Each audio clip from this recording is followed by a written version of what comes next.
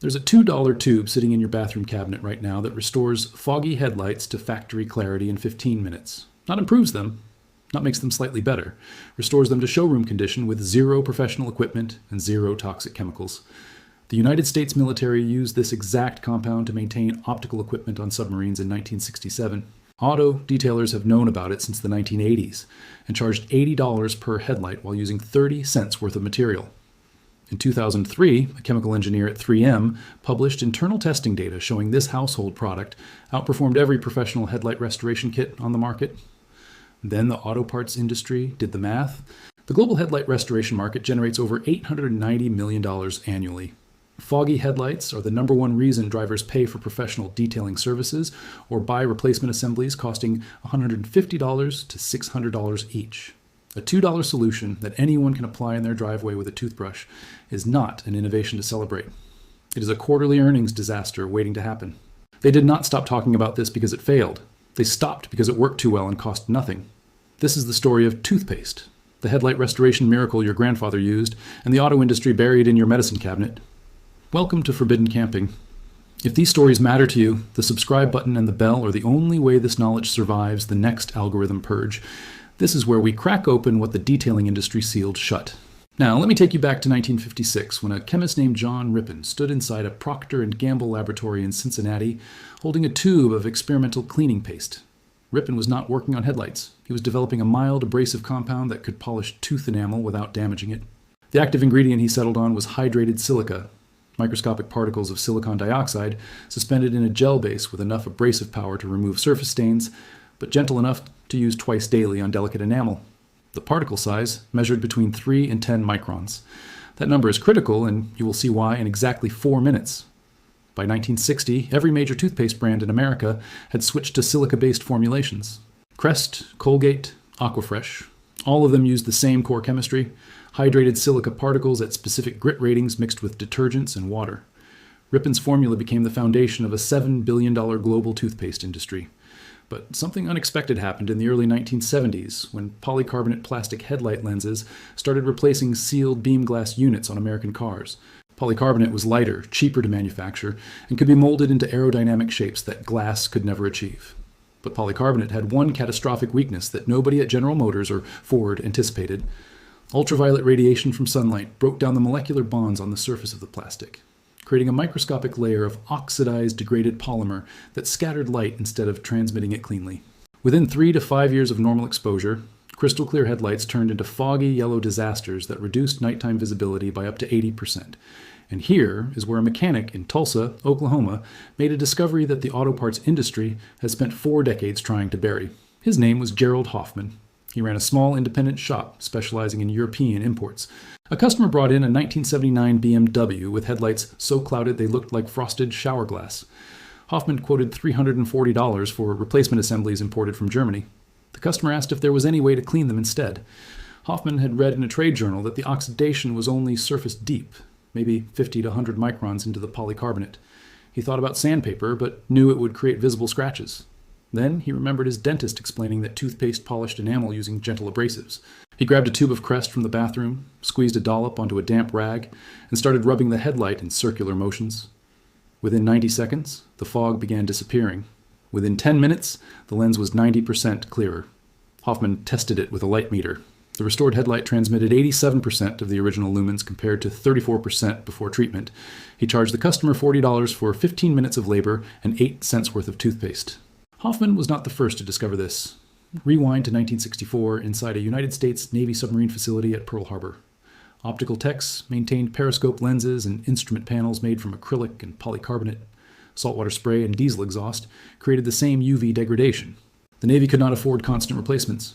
Maintenance manuals from 1967, declassified in 1998, explicitly recommend standard issue toothpaste for polishing scratched or hazed plastic optics. The manual specifies application technique and buffing procedures. The United States military was polishing plastic lenses with toothpaste before the auto industry even used plastic headlights. That is declassified federal documentation at the National Archives.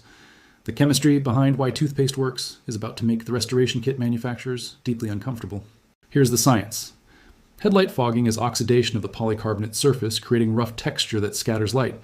The solution is removing that layer with an abrasive fine enough to avoid visible scratches. The human eye detects scratches larger than 40 microns. Hydrated silica in toothpaste measures 3 to 10 microns, small enough to polish away oxidation while staying invisible. A 2011 University of Michigan study tested 14 restoration methods. Toothpaste restored light transmission to 91% of factory spec. Professional kits hit 94%. The difference was 3%. The cost difference was $38. For 3% performance difference, the industry convinced millions to pay 50,000% more. Internal 3M documents from 2003 show that 5-micron silica paste outperformed coarser compounds on soft plastics. Finer abrasives produce superior results, the opposite of what parts stores claim. A 2009 Sylvania study found headlights restored with fine compounds stayed clear for 24 months. Those restored with aggressive abrasives showed renewed hazing within 14 months because coarse grit created texture that trapped oxidation. Gentler abrasives produce more durable results. Toothpaste is gentler. Therefore, toothpaste outlasts most professional kits. The global automotive lighting market generates $32 billion annually. Replacement headlight assemblies account for roughly $8 billion of that total. Restoration services, kits, films, and coatings add another $890 million. That is nearly $9 billion, flowing through a system that depends entirely on one assumption: that polycarbonate oxidation is a permanent problem requiring expensive intervention. A $2 tube of toothpaste that restores headlights to factory condition threatens that assumption at the foundation.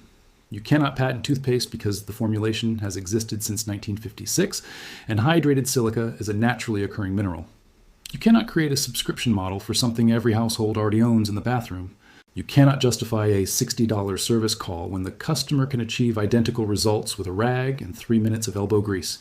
And you absolutely cannot sell $180 replacement assemblies to someone who just discovered their foggy headlights were never actually broken. So the industry did what industries always do when cheap solutions threaten expensive revenue streams.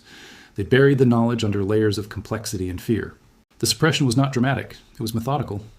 In 1998, the Automotive Maintenance and Repair Association, a trade lobbying group funded by parts manufacturers and service chains, began publishing consumer guidance documents, warning against home remedies for headlight restoration.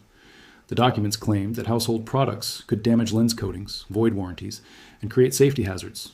Not a single-cited study supported these claims. The warnings referenced potential risks without providing data, mechanisms, or evidence, just vague caution designed to create doubt.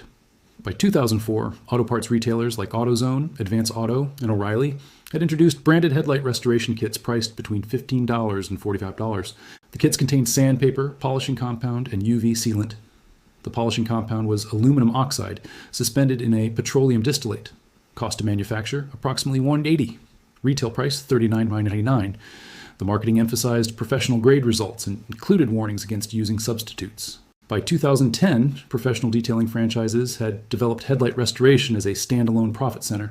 Services priced at $60 to $120 per vehicle took technicians 20 minutes to complete using the exact same compounds available in the $40 retail kits.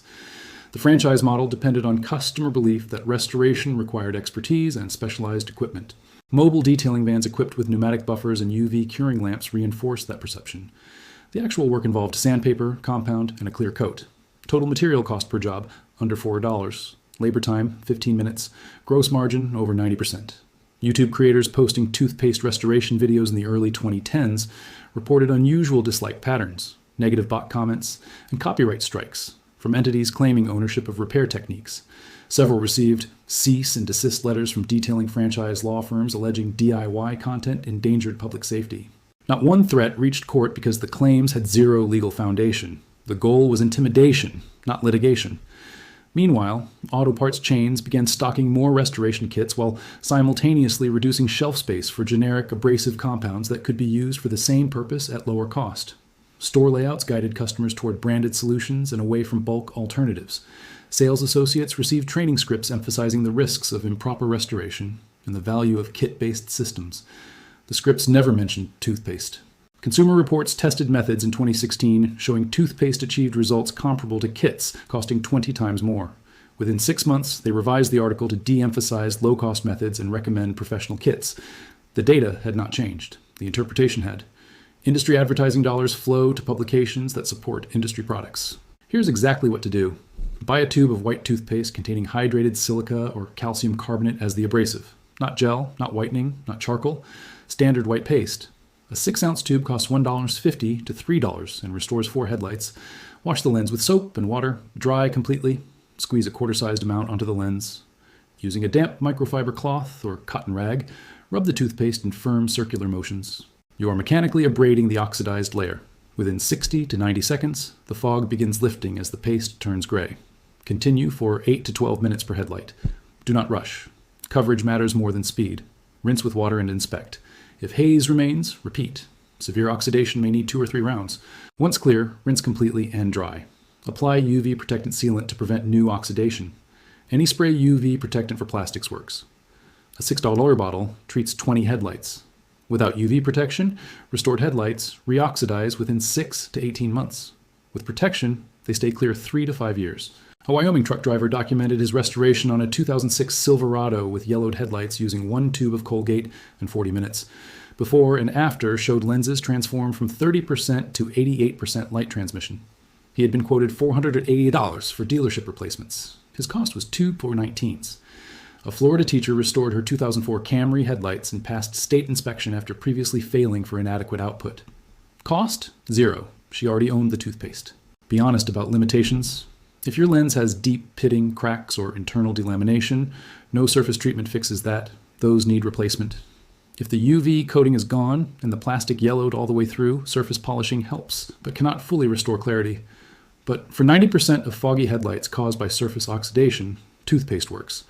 The Society of Automotive Engineers confirmed it. The Navy documented it. Every detailing tech charging $100 knows it. Think about what this means. A chemical formulation developed in 1956 to clean teeth happens to be the perfect solution for a problem that would not exist for another 15 years when carmakers switched to plastic headlights. The auto industry would have decades to inform consumers that a $2 household product solves foggy headlights. Instead, they built a $890 million restoration market by convincing drivers that clarity requires professional intervention, expensive kits, and specialized tools. Meanwhile, the solution sat in every bathroom cabinet in America, waiting for someone to remember that abrasives polish plastic regardless of what label is printed on the tube. Gerald Hoffman understood it in 1979, standing in a Tulsa garage with a tube of Crest. Navy technicians understood it in 1964, maintaining periscope lenses in a Pearl Harbor supply room. The chemistry does not change. Silica particles polish polycarbonate. The size of the particles determines the finish quality. Toothpaste uses the right size. That knowledge did not disappear. It was packaged into $40 kits, rebranded as professional services, and removed from the conversation so thoroughly that an entire generation of drivers believes headlight restoration requires a specialist. But physics does not care about marketing budgets. Abrasion happens at the micron level, whether the tube says Crest or Maguire's. If this vault changed the way you look at the foggy headlights on your car, subscribe and share this video. Every share cracks the wall the auto parts industry spent billions building around knowledge that was never theirs to monetize. Every subscription keeps this channel digging into the vaults they thought were welded shut. The next vault opens soon. And what the outdoor industry buried inside is even heavier.